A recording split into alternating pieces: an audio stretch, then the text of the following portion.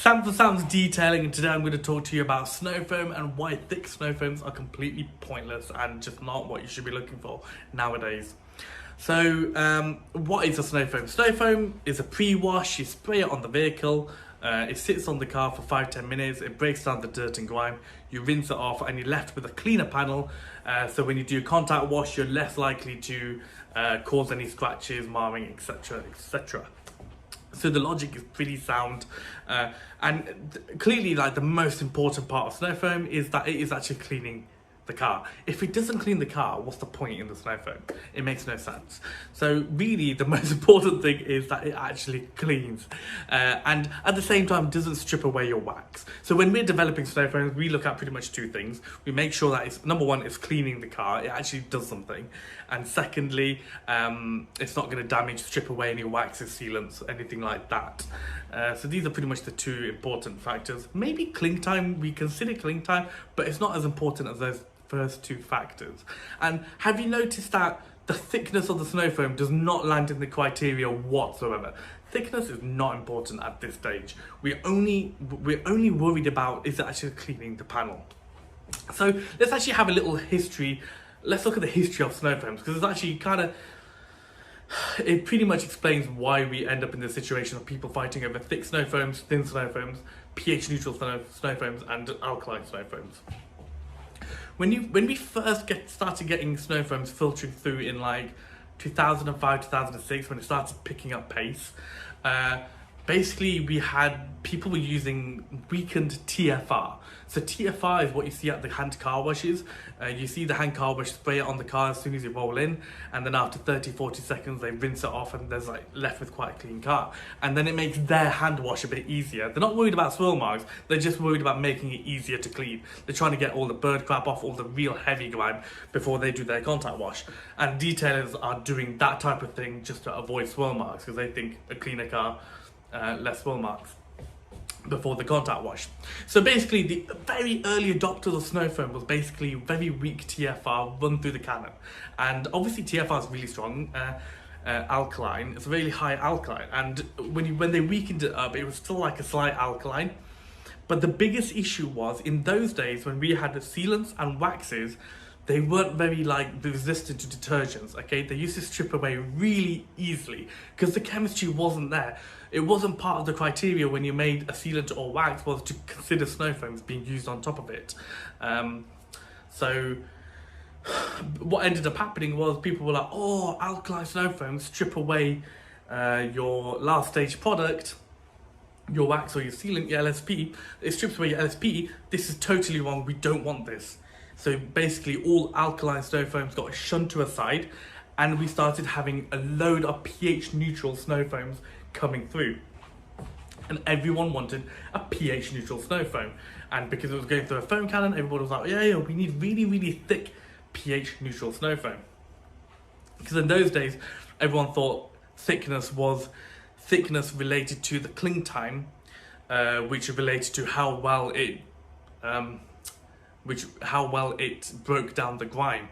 And because in those days snow foam was such a young thing to come through, there was very little experience in everything about it compared to like waxes, which have been around for like 2 centuries or something.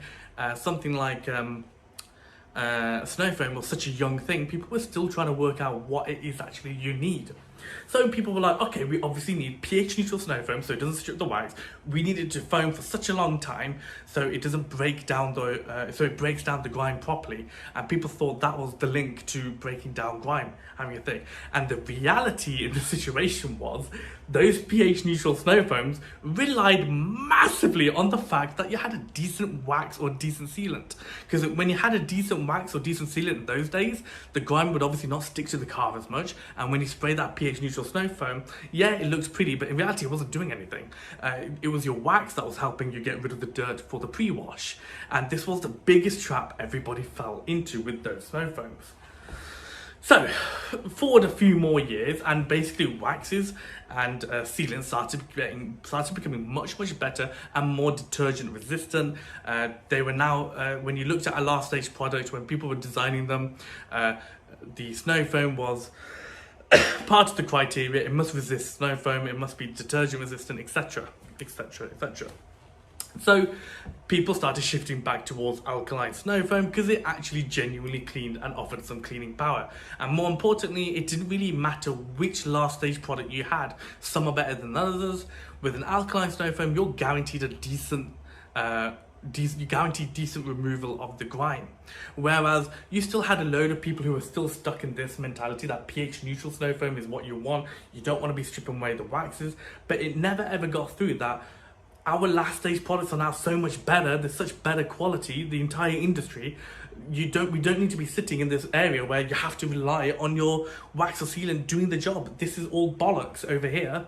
A super thick pH neutral snow foam that's not doing anything. What's the point?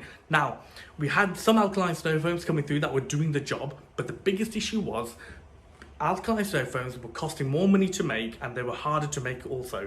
And these people manufacturing this snow foam were resisting the change towards alkaline snow foams because they thought, why do it? It's much better to stay here and just manufacture this cheap snow foam because it's cheaper, easier, and there's less work for us to do than actually give the correct product to the people and actually give them something that genuinely cleans.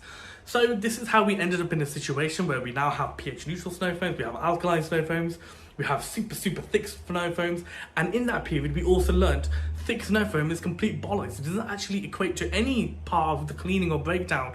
Okay, look at TFR, it's on the car for 30 seconds. Now I know TFR is really strong, but it's on the car for 30 seconds, and how well does it do its job? The issue with really thick snow foam is you have the layer that hits the car, and that's what's doing all the cleaning. All this excess foam is just doing nothing in the background. So when we looked at alkaline snow foams, and you look at alkaline snow foams, you're looking for a balance between a decent amount of cling time, which is actually the sticky stuff in the snow foam, which helps it cling, and then you're just looking for a little bit of foam. You don't need much foam, you just need it to cling on for those 5 minutes, and then it will break down and get washed away into the drain. So the most important thing is, cling time is not related to the thickness of the snow foam. In the olden days, we used to think, yeah, really thick snow foam. I'm happy to, because I used to think this as well. I was like, we really need a thick snow foam so it hangs around the longest. It's complete rubbish. We're looking for an active ingredients in alkaline snow foams to break down the dirt and take it away. Now, something to note is, a lot of people thought and still think if you use a slightly alkaline snow foam, it's going to kill your wax. That's true. However, it kills the wax maybe 1% each time. So over a period of like 30 washes, you've killed it like 30%. And those 30 washes are going to be what, 8 months?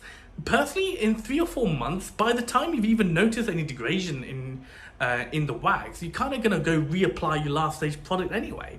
And if you're using a sealant, they're so resistant, they're not going to get affected by a slightly alkaline snow foam. Same with ceramic coatings. Technology has moved on. Our chemistry is so much better than it was before, back then.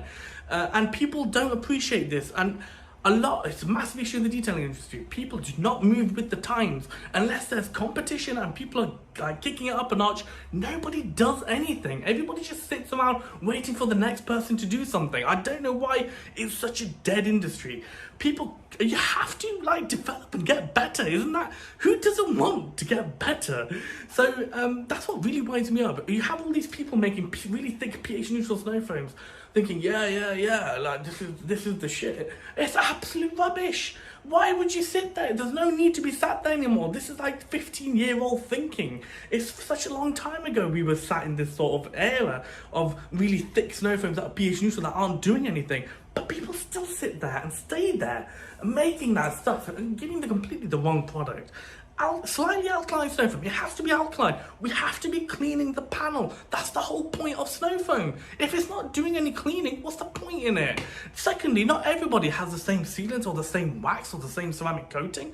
So obviously we're going to need an alkaline snow foam so it can work for everybody. And for people who have less detergent resistant sealants or waxes, they don't need to worry. It's going to take like 6-7 months for it to break down enough.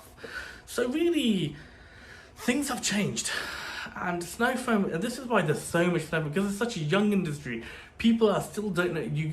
People go research about snow foam, and you have stuff from 10 years ago, you have stuff from a year ago, you have everyone arguing, everyone with different pressure washers, different cars, different snow foam cannons. Everyone has different results. This is why it's such a total mess.